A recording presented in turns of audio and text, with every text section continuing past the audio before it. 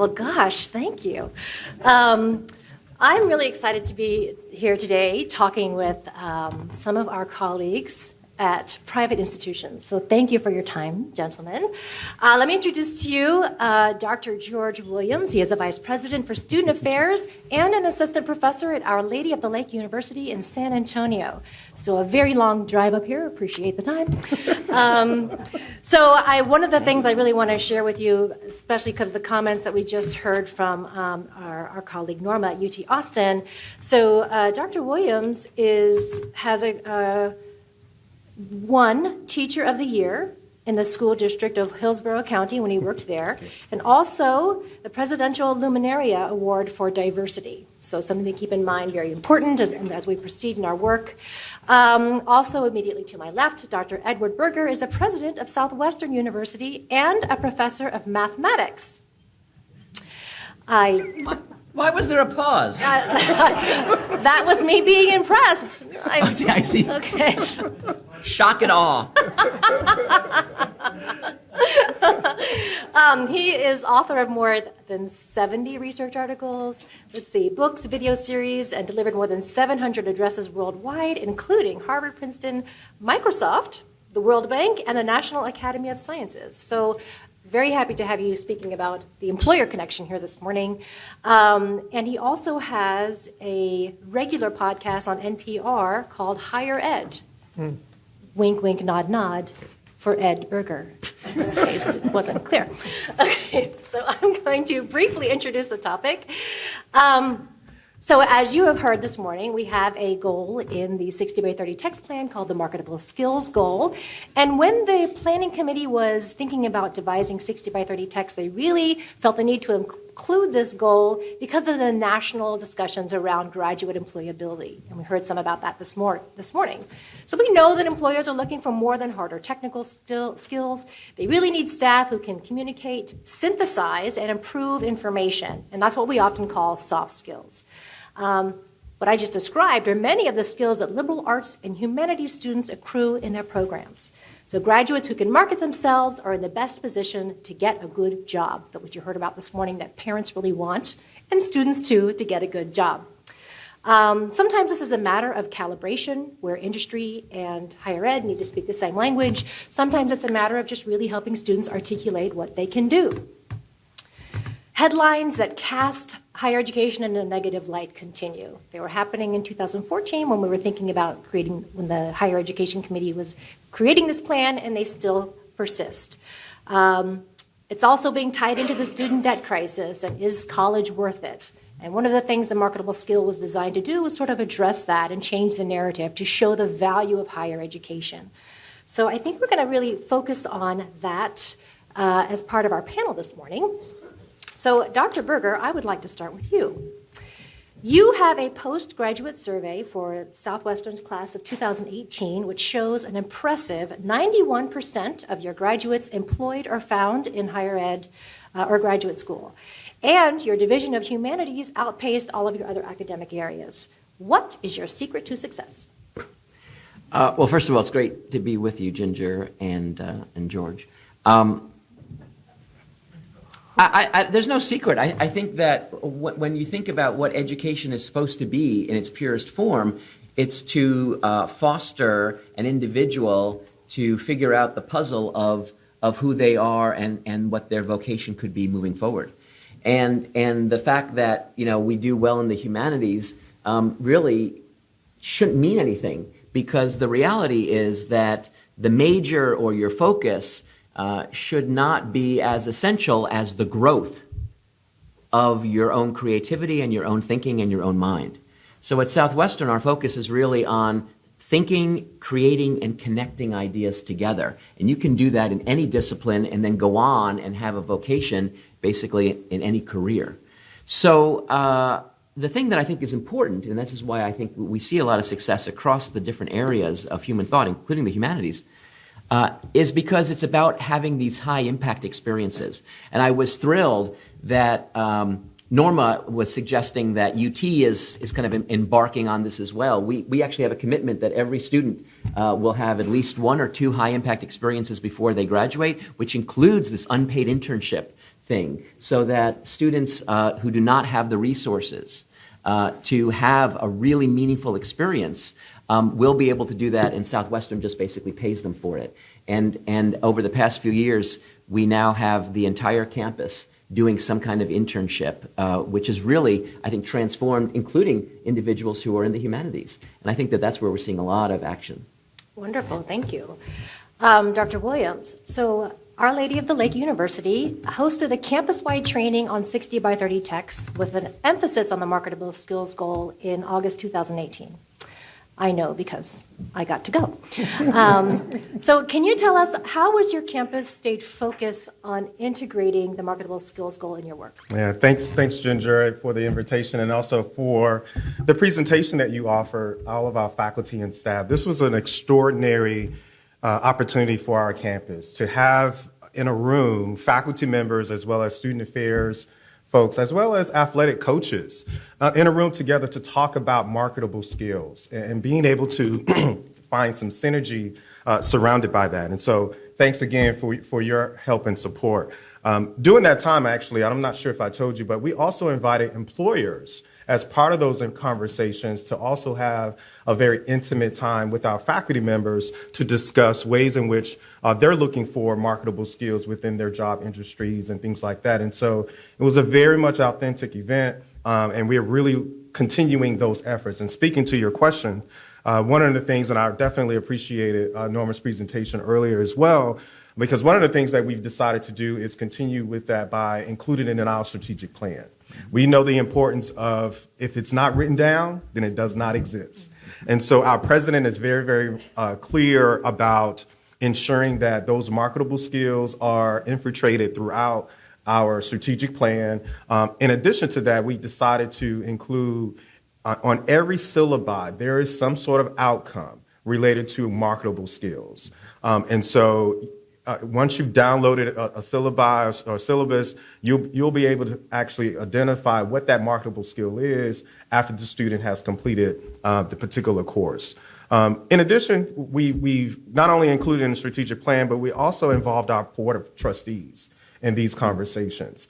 We want to make sure that the entire university, following that holistic approach to supporting students, but involving our board of trustees as part of those conversations and answering the question about the impact that our students need to have as part of their career path. And so that conversation has definitely continued on throughout our strategic plan. We also have included it now in our QEP to make sure it's there and it sticks. And so we're really excited about continuing the efforts, although it's not mandated, right? Thank God for a private institution. But definitely we want to make sure, just saying. I hear you. Just saying. But we do know the importance as a private liberal arts institution of marketable skills and getting students to a space where they're able to get a job and keep a job. Well, I'm really pleased to hear that, and I'm happy to come back anytime. San Antonio is a beautiful city. Yes. Since our audience, most of us are living in the public higher education space, could you take a moment and describe your institutions to them and your student population? So Southwestern University, which is the first institution of higher learning in the great state of Texas, actually older than Texas itself. Its initial charter goes back to 1840, while Texas was still a republic. It is an undergraduate liberal arts and science institution, very much like the kind of small private liberal arts institutions that you see up in the New England area. We have about 1,500 students, and they're studying everything from the humanities, the social sciences, the natural sciences, and the fine arts. Similarly, Our Lady of the Lake University is a Catholic institution founded by the Sisters of the Congregation of Divine Providence. Two sisters came from France by order of Father Moy to come and start an institution here in San Antonio area. We have graduate and undergraduate programs as well, about 33 majors, approximately 3,300 students. We have a campus or a satellite campus, if you will, in Houston, as well as in the Valley and La Feria. And so we also offer 3 doctoral programs. We just started our new PhD program in social work.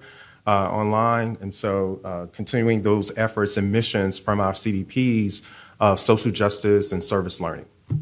Thank you. Thank you very much. So, and both of our colleagues here, their institutions are members of ICUT, the Independent Colleges and Universities of Texas. Thank you. I had a brain freeze. So, and I have to tell you that the ICUT institutions have been very excited about being part of 60 by 30 Texas since the beginning of the plan, and they are part of all of the goals except for the student debt goal. Because that's based on public data, and we don't get those data. We don't need it. But just want to let you know that ICUTs have been pretty excited about being part of the work for 60 by 30 Text. So, Ed, I'd like to turn back to you. So your longstanding podcast, Higher Ed on KUT, spends a lot of airtime on the value of higher education. So how do you consistently convey the value of higher education, that value proposition, to your students, your parents, and your workforce partners? Sure. But first, I want to pick up on all the great things that have already been said, and I hadn't had a chance to sneak in. So first of all, student debt, so important. We should be thinking about this all the time. It's certainly not why we exist. I mean, that's not what higher education is about, but it's a very important component as we try to make sure that those individuals who would have an uplifting experience at our institutions have the ability to be able to make that practical. So just even though we're not kind of technically part of that element, at Southwestern, we have a lot of students who come out with zero debt because we provide as much financial aid as we possibly can. Of course, those are limited constraints by our own finances. But the average student debt after 4 years at Southwestern amongst those who have debt, so I'm not counting all the zeros that would bring the number down, is about $24,000. So that's not a tremendous amount of money. And I wanted to come back to something that George said, which I really appreciated, that's going on at Our Lady of the Lake, and I think it happens at a lot of our institutions, which is, thinking about holistically this idea of how do you find your vocation. Right. And that, it's not just going to happen, for example, at our Center for Career and Professional Development, it's not going to always just happen in the classroom, but it should be intentionally throughout, including in the syllabus and so forth. And I just wanted to share that one of the things, when you mentioned the trustees, which I loved, it reminded me that one of the things that we do at Southwestern is we actually have a thing that's like LinkedIn, but just for the Southwestern community, called Pirate Connect. And this is something, so we're the pirates, of course, landlocked in Georgetown. I think geography is not our specialty, but beyond that, so Pirate Connect is something that alumni can sign on to. It's an opt-in program, so you're not automatically in it. Families, parents, people connected, and of course then the students. And so it's a great networking opportunity as people are either looking for advice, mentorship, but also opportunities for internships as well as potential future careers. And so that's been extremely successful. And then the last bit of that, again, kind of vamping off of George, we're now thinking about this effort on the co-curricular side. We're a residential institution, so most of the vast majority of our students live on campus. So what are we doing to enhance this effort outside the classroom? And now Student Life, in fact, has embarked on a program that we started a year ago called Mosaic. And this is trying to kind of build the complexity of who we are individually by the little pieces that make us up.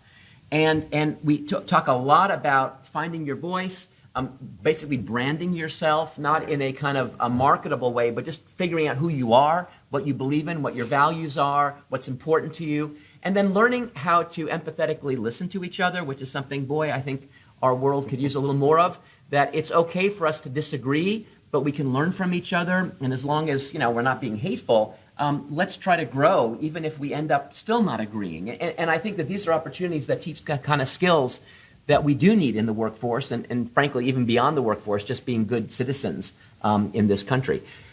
In terms of selling the value of higher ed, I think it's exactly what we've been talking about here throughout the day, which is really getting an individual to become a better version of themselves. At the end of the day, that's all we're trying to accomplish. And if you're a better version of yourself, your vocation, your career path will be better by definition. And the reality here, and I hate to say this in front of other educators, but if we're going to be really honest, our students are going to forget almost all of the content that we teach them. I'm a mathematician. I've taught thousands upon thousands of students calculus and other subjects.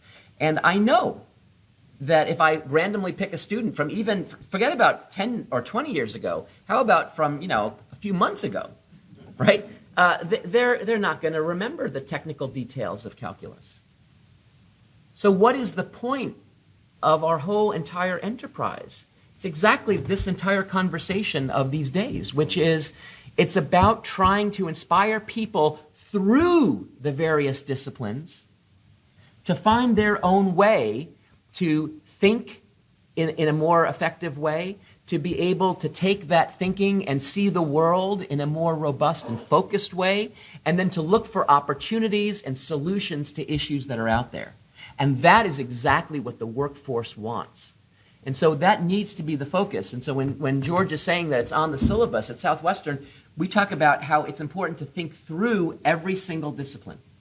And not just about it, which stops there, but how do I take the practices of thought and apply it to something else? How do I take my political science class and apply it to my art history class? That's part of the curriculum at Southwestern. It's truly interconnected, and it enhances this practice of looking at the world in a multifaceted way. Great, thank you. I'm dropping the mic right now on that. I was going to ask you to pick it up and see do you have anything to add? It's going to be a little heavy right now. I totally agree. Everything that you said, Ed, in terms of the essence of finding the vocation.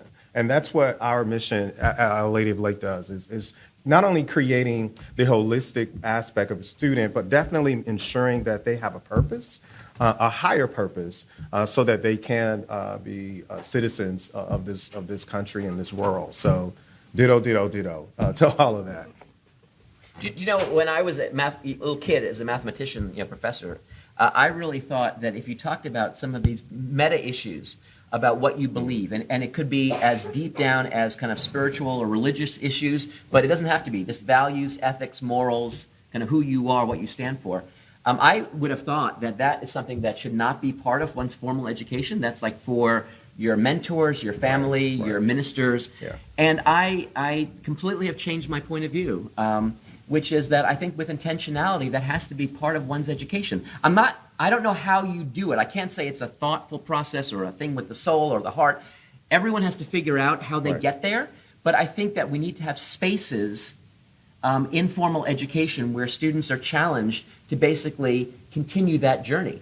And that's one that does not start when they arrive at our institutions, and it sure should not end when they graduate. But really, it's a process that's ongoing evolution as they figure out really who they are. And I think that, you can easily lose a moral compass these days. So I love what you just said. Yeah. And that ties really well back into Norma's comments this morning about students sort of designing themselves. We are teaching them design thinking throughout, not just in academia, but in self-reflection. So, George, I'm going to pivot back to you and change the topic slightly. So I know from the last few weeks that George has been traveling internationally because I haven't been able to reach him. But I did a little research and I learned that Our Lady of the Lake University offers extensive study abroad programs to your students. So on Wednesday, I saw 240 international travel opportunities for your students. Mm-hmm. That's amazing. Mm-hmm. Have you done any work on helping students understand how that international travel feeds into the NAES competencies, sure, how that adds to the way they can market themselves to employers? Yeah. So Monday was my return back from the Holy Land. I feel a little closer to Jesus Christ right now. We spent about 14 days there, and it was an extraordinary, again, experience. And just feeling a little holy right now, right?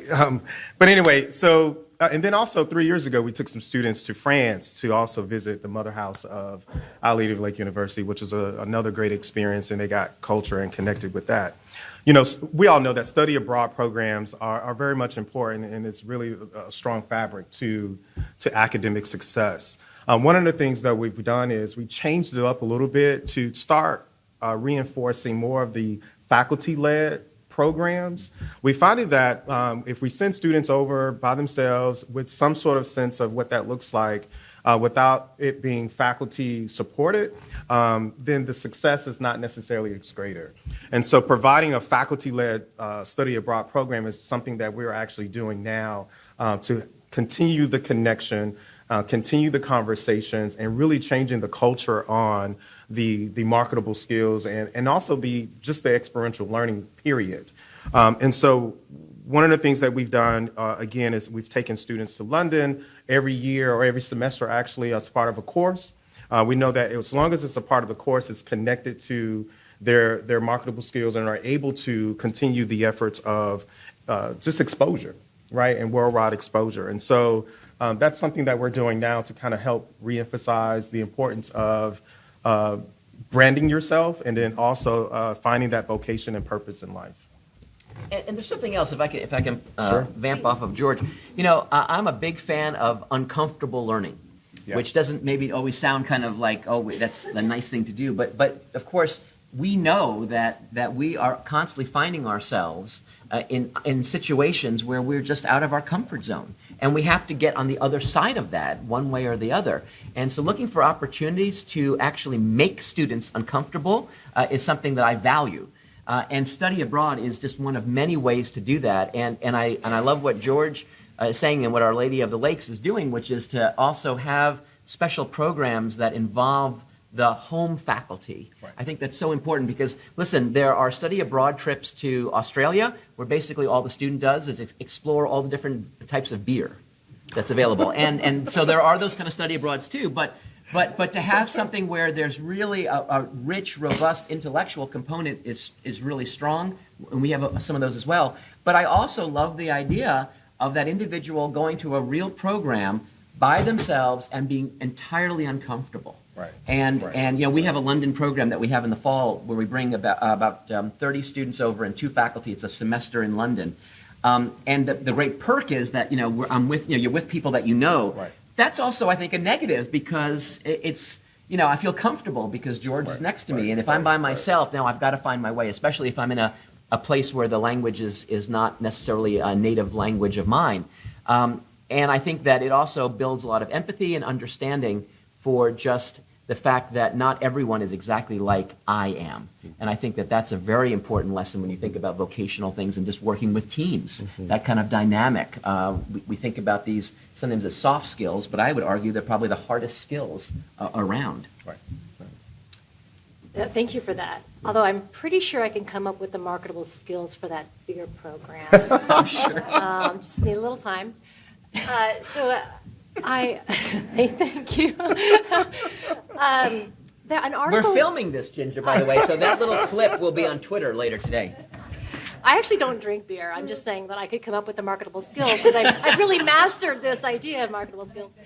Yeah, sorry. One of the things I do in my job is I spend a lot of time trying to find out who's doing this well. And I appreciate Norma sharing with us this morning some of the places that are doing it well.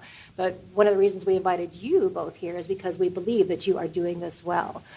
I'm interested to know what are you thinking about, or how are you thinking about keeping your students in demand in the workforce in the future? So I read an article in Forbes yesterday, or it may have been a blog post. So Brandon Bustede, he used to run the Gallup poll for workforce. He is now in charge of Kaplan Learning, or something related to Kaplan University. So he posted about a recent survey where they asked employers, who would you hire? Somebody with an English degree, somebody with an English degree and a certificate in cybersecurity, or somebody with a degree in cybersecurity? And about an overwhelming majority selected English degree plus the credential, the partial credential in cybersecurity, signaling that liberal arts degrees are still highly valued, but employers really need that second piece of the technical learning. And they prefer that by wide margins over just the technical learning. Are you thinking about going in that direction? Well, he called it credigrees. Like he's mashing together credential and degrees, and he's calling it credigrees. I'm using that pronunciation because I tried it like 4 different ways, and that's the only one that makes sense to me. He must be going for credegrees. Anyway, are you thinking about credegrees at your institutions?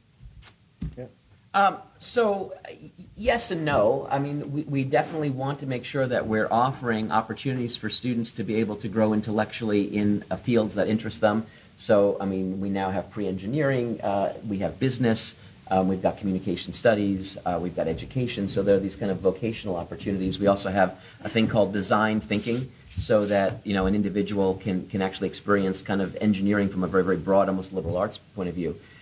But, you know, the credential, I think, goes only so far, and I think we have to be a little bit careful to not get too obsessed with that certificate, because the certificate is the only value is what's behind it, and I think sometimes we place value on the thing itself.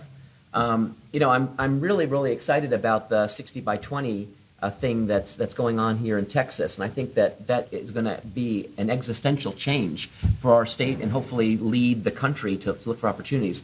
But if we're just focusing on the fact that we want someone to get a degree, a piece of paper at the end of, you know, one's education at the associate's level or beyond, then there's a very easy way to do that. We can get to 60 very quickly. We don't have to wait to 30, which is that every time a person is born in Texas, print out a degree.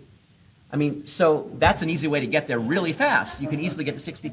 So the question is, what's behind the degree? And we are living in an age of obsolescence, that any fixed body of knowledge today will be useless tomorrow. That's just a fact. And so, again, to not acknowledge that is to not acknowledge reality. So the question is, what are the skills that we're offering? It gets back to what Norma was talking about. What are the skills that we're offering to allow these students to be able to teach themselves as their vocational and personal life continues? I would say lifelong learners, but that's such a phrase that, you know, I think that we don't even think about that. But to continue to be able to educate themselves. And that's an independent learner. And so that needs to be what we're doing here. And if we're doing that, then these kind of peripheral skills that will help the person today, I think, is a great way to get that first job. But we should not be focusing on that first job. We should be focusing on their last job. How far can we move someone? Take someone who is maybe a first generation, or take someone who maybe is coming from a very, very low socioeconomic kind of a background. What are we going to offer that individual so that at the end of that span of life, how far have they moved their needle? How far have they moved their family? So it's not just about that first job. We need to be thinking about the jobs that are going to come after that. And so I think it's a much more holistic thing than just focusing on one particular credential. We got to think about how we're offering the skills to continue that learning long after they finish that certificate. I definitely agree and appreciated the conversation here because that's exactly what I was thinking about, preparing students for their last job, right? Exactly right. So one of the things, though, we're doing also is focusing on transferable skills.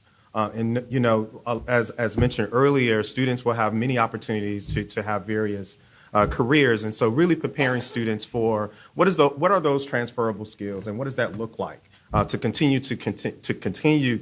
keeping the momentum of being competitive and marketable. And so we've been focusing a lot on what that looks like for all of our individual students. One of the things that we have done is, and it was actually by way of the conversation we had with your presentation and others, is designed a program where students are able to double major and within a 4-year period. And so that's really unheard of at our institution. But we were able to come to an agreement to talk about the general education, what does that look like, and then make those adjustments so that students are given the opportunity to have some flexibility within their academic support and major area. And so in response to that, those are some things that we're kind of focusing on, those transferable skills, and also looking at ways in which students can maximize on their education at the Lake. Great, thank you. And I appreciate what you say about not necessarily focusing on the first job. That's part of the emphasis of this goal, is to think about the third, the fourth, the fifth, and the last job, how you're setting someone up to succeed throughout their life. But as you say, the knowledge of today will be obsolete tomorrow. Are your institutions thinking about how to help your alumni transition as the workforce changes, when the robots come and take our jobs, and then we have to move into those other 1.75 million jobs that are going to open. Right. Are you doing anything or thinking about perhaps offering help to your alumni during those critical changes? Alumni at our school is very much a strong stakeholder within the decisions that we make. And so they are able, of course, to continue soliciting services from our career development office and things like that. But we really haven't have a solid plan to kind of continue to connect with our alum. But that's something that we probably need to explore. Yeah. So recently, we expanded our Office of Career Services to the Center of Career and Professional Development through a very generous gift from our friends in San Antonio, Red and Charlene McCombs, who I'm sure you all know. And that includes a component that is designed just for alumni to be able to kind of reconnect and be able to kind of continue their growth through Southwestern. And it's been really successful, and I guess I've got to brag a little bit since my day job is presidenting. I got to do this; it's part of my job. That as you know, Princeton Review rates everything on every single campus across the country, whether it's food, toilet paper, or whatever. I mean, it's everything. They rate everything. And in terms of one of the outcome measures, which is the career services, in the state of Texas, Southwestern University has remained the #1 rated by a Princeton Review in this area. And I think that also goes to this whole conversation that we're having over these days, which is, how do we prepare students for their lives? And I'm really proud of that. And nationally, we're ranked 6th in the entire country.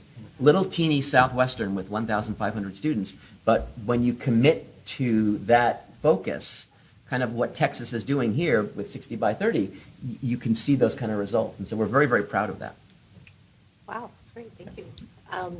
I hear a lot about this in national conversations about how people are going to have to upskill and reskill at a more rapidly increasing rate over time. So that's why I was curious about that. So I'm really pleased to hear that you're both thinking about it.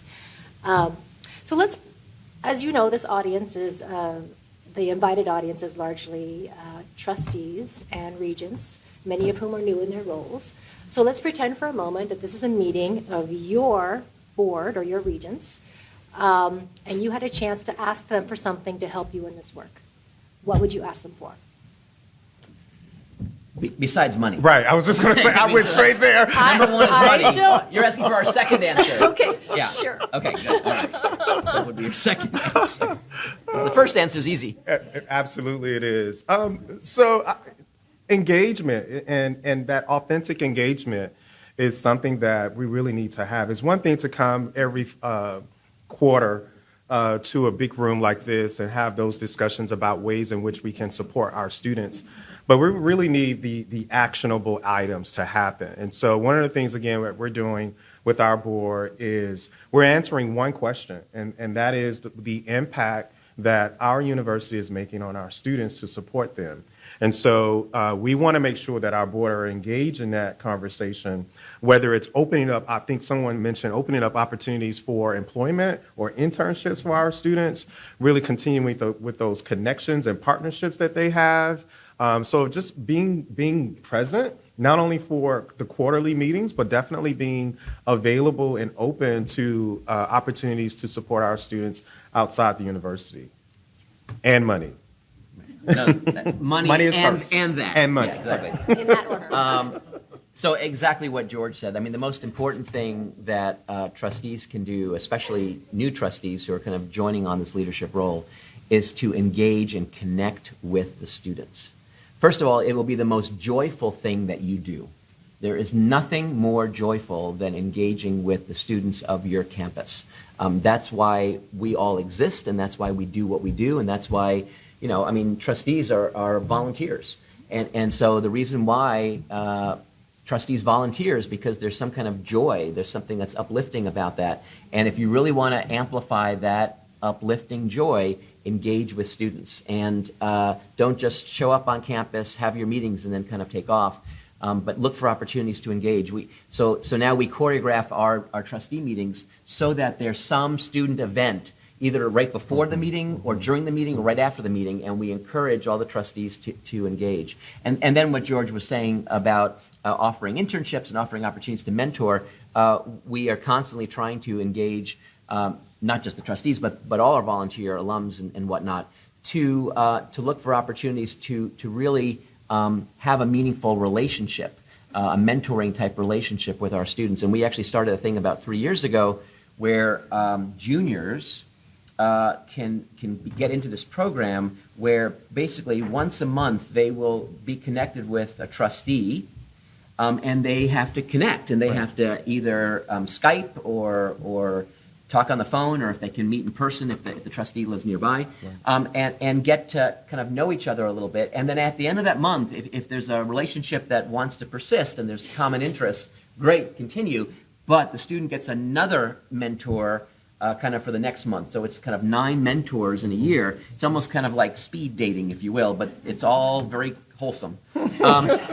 But the idea is to take our students and have them interact on a short-term scale with a bunch of people, and then find the ones that make some sense and keep those relationships going and foster those and look for opportunities, professional or otherwise. And then the ones that just don't work out, you kind of just move on. And that's been very successful too. So I think that the most important thing you can do as a trustee is to connect with students in meaningful ways. And just want to just kind of piggyback on that a little bit. And one of the things that we've done is open up our classroom doors to allow trustees to come in and lecture a particular lesson or whatever the case is. And so being able to not only do exactly what we just mentioned and help us supporting that, but also making yourself available to come in and teach a course and maybe even do a guest lecture. And so that's definitely has provided a nice partnership, not only with the faculty, but more importantly with our students. Oh, that's great. I've not heard that before, so that's really amazing. And that's a wonderful reminder that these are volunteers giving up their time. Right. You have the ultimate unpaid internship. Yes. Thank you for that. Yeah, thank you. Really. Yes, absolutely. So we have a few minutes before we're going to open it up to Q&A, so I hope you're thinking about what you want to learn from these gentlemen. What's the question I should be asking you that I'm not? The question not asked. Well, I mean, for me, it's getting back to what we were talking about earlier, which would be to constantly be holding our institutions accountable for the residual effect on our students' lives beyond their graduation. And I often call this the 20-year question. So 20 years from today, what will our students still have with them from their experience today on campus? Later today, in fact, I'm running back to Georgetown because I teach my class this afternoon. So that's a question that I need to ask myself. What will happen to this afternoon that will be with them 20 years from now? And if we are not asking, as leaders, as faculty, as institutions, if we are not facing that question, then we have lost our way. Yeah. And so that has to be, and by the way, for educators, that is a very hard question. It's not an easy question, because the truth is we tend to walk into the classroom and we are going to be teaching calculus, and we are going to be teaching about, what happened in this piece of history or this piece of philosophy. And it's content driven. Mm-hmm. And to force force is not the right word, but to encourage our faculty to kind of break free of those shackles and to look for opportunities to have something that will persist through that content, through those thoughts, through that creativity and deep understanding, so that the student will have practices of understanding and thinking and learning and creating beyond that, where they will persist. That is the focus. And everything else is noise. And so the 20-year question is the question that we should always be asking. Thank you. That's awesome. I will also add to the question, and that is, what adjustments do we need to make to meet the needs of our generation of students, right? What adjustments do we need to kind of think through and address, especially as we're going into another decade, that we need to make as institutions, private or public, to ensure that our students are successful, our students are marketable. There's a lot of pedagogy things that should also be addressed within the classroom as well. And so just really expanding that question to look at, as a whole, those adjustments that are required, really, to ensure that our students are successful. Thank you very much, both of you. So we really wanted this to be conversation as well. So please, if you have questions or comments you'd like to share, we really would appreciate you jumping in. And if there's not, can we cold call? I like to cold call people. Oh. Yeah, wouldn't that be great? Oh, that would be hate wonderful. That, That would be hate terrific. That. That's what's fun, though.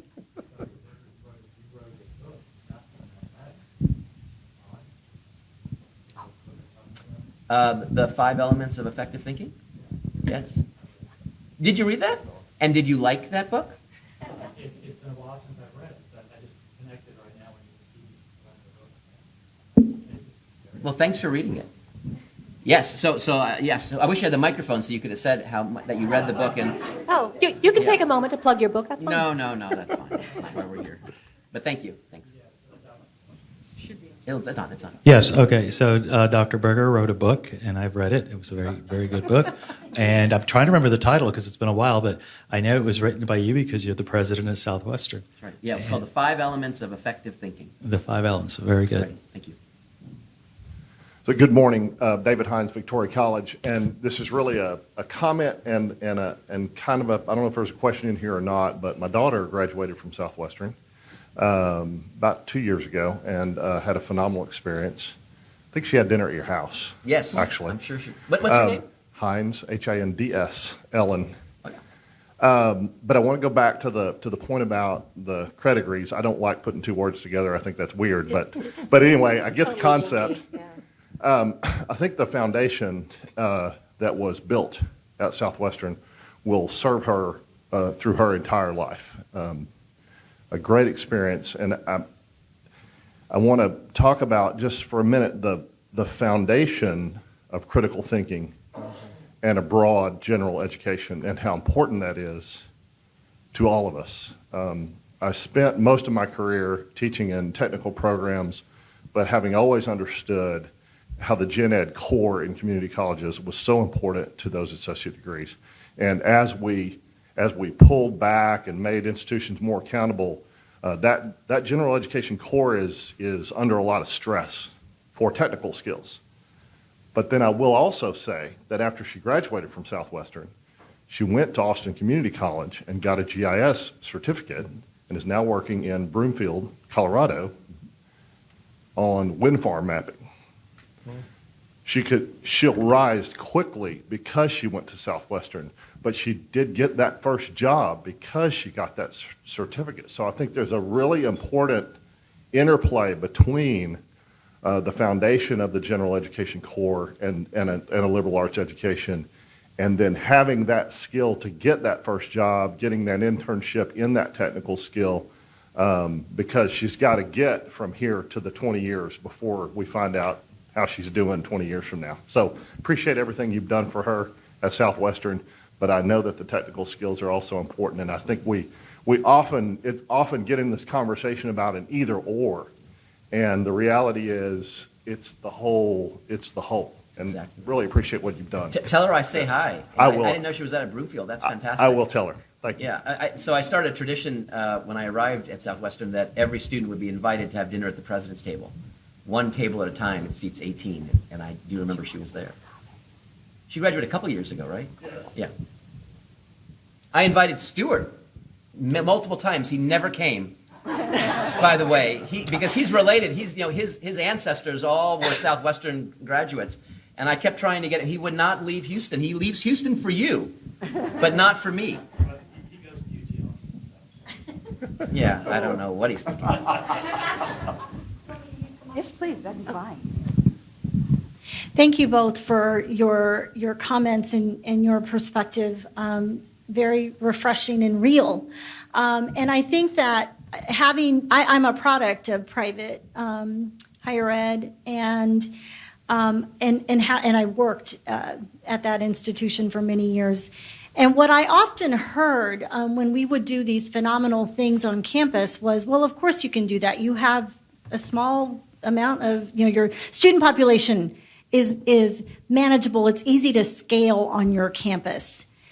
While I'm talking to colleagues at other very large institutions, and now I'm one of those people, and it is a challenge. And so I'd love your insights and your thoughts around scalability, because the work that you're doing, and I will tell you, I know your Career Center staff members, they're phenomenal. They do amazing work, and many of the partners on your campuses as well. There's good things happening at all institutions throughout the state of Texas. But I do recognize that when I talk to colleagues at other schools, I hear how do I scale that? How do I get there? What are your thoughts around that? Lending maybe some advice to your colleagues at larger institutions. I'll just say relationships are important, of course, throughout our campus and communication. We are gifted to know that we're at an institution that's smaller than a large public institution. And so, it's, for me, it's a little challenging to respond to that because the mechanisms at a private school are a lot different, right, from at a public institution. However, the nuances in terms of talking and relating and coordinating various programming to help benefit and succeed students, it's pretty much the same, right? I was at a larger institution before I came to Our Lady of the Lake, 35,000 students, and I just found that it was important for us, right, to use those soft skills in order to get things done at the institution. So scalability it's challenging, but it's also important to know that relationships and those connections that you made throughout every aspect of your office and university is essential. At the end of the day, what we're really talking about here is student success. Right. And when you think about student success after they're no longer students, then we're thinking about these vocational questions and whatnot. Mm-hmm. The bottom line is you have to get buy-in. And I think that when you're in a smaller kind of environment, it's easier to get buy-in because there's fewer people and you can kind of all get them in the room and communicate, as George is saying. But getting everyone on the same page and agreeing that this is important is something that's a real challenge when you're at a very, very large institution. And UT, which is, by the way, where I earned my PhD, so I mean, I'm a Longhorn. The truth is, it's a incredibly large place, and there are faculty who are there for all sorts of reasons, cutting edge research, and also for engaging with graduate students and undergraduates. But I don't think that there's universal buy-in on some of these issues that we're talking about. That requires some kind of culture change. And I think that there are opportunities at large schools to have those kind of broad conversations, potentially starting even at the department level, then moving to the school or college level, and then moving all the way up. But it's got to percolate up. Otherwise, if you don't have buy-in, it's just all kind of just talk. I mean, you know this. I'm sure that you've experienced a little bit of frustration here and there because of the sheer size. The other thing is, in terms of size, is, in our country, we think that efficiency is a positive thing. And I would argue that that is almost always true, except one exception to that rule would be education. Right? So if you want efficiency in education, then the way you do teach it, say biology, is you bring 500 or 600 people into a room, put them into a big theater, have one faculty member down in the pit there, give one lecture, and you have 500 pairs of ears supposedly listening, and it's very efficient, one lecture. But that is not impactful, and that is not going to move the students the way we've been talking about moving the students this whole day. And so to realize that, we have to value the inefficiency, which is what Norma is asking about. So, both of our schools, I would argue, are far more inefficient than UT, because UT, is able to do a lot with the limited, human resources, the faculty. We have, relatively larger faculties in terms of student faculty ratio, and that's very inefficient. But that's the point in some sense. And so I think culture and thinking about inefficiency are two things that can lead to the progress. Oh, no, here's the rebuttal from Stuart. No, it's on. No, I was curious, and I forgot. I apologize who said it, either Ed or George.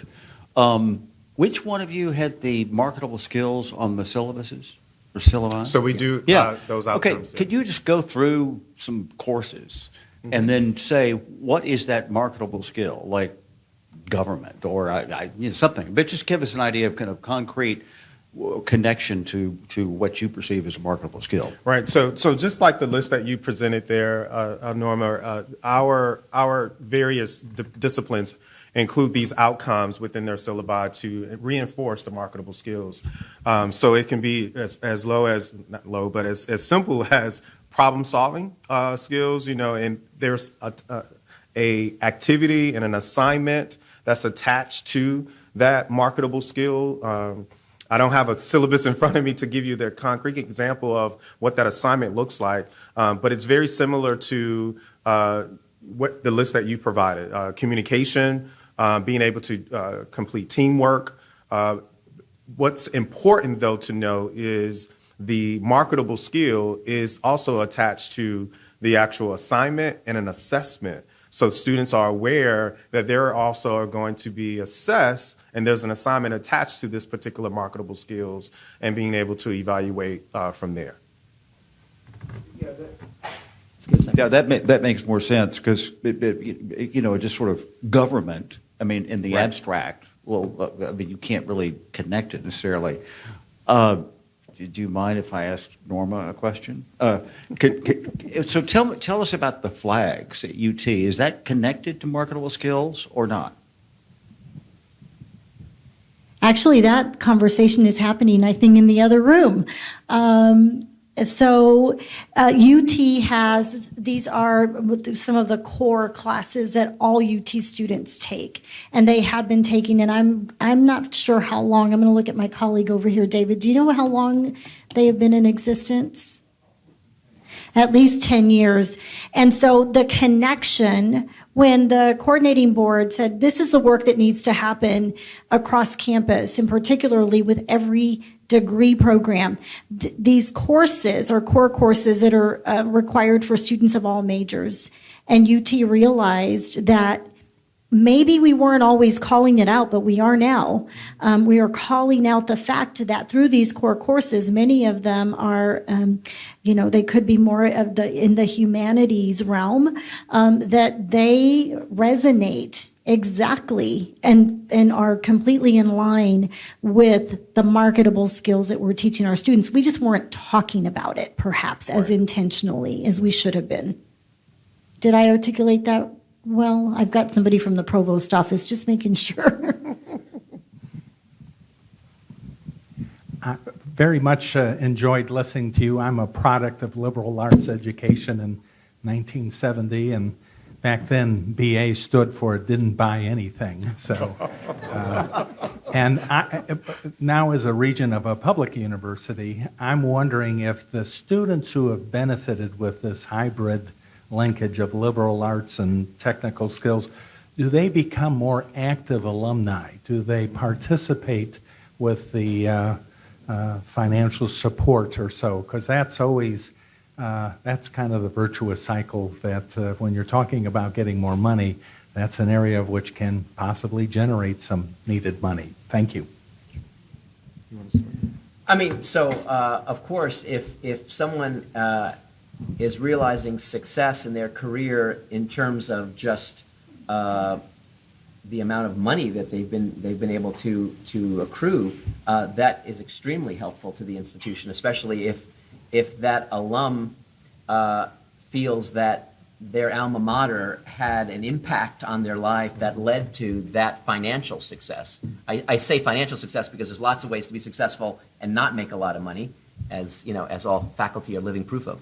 And so absolutely, from a complete kind of Machiavellian looking forward and looking toward the health of an institution, which is part of all of our jobs as leaders of various institutions, there is value in having them go off and find careers where, in fact, the career is valued in the marketplace and rewarded as such.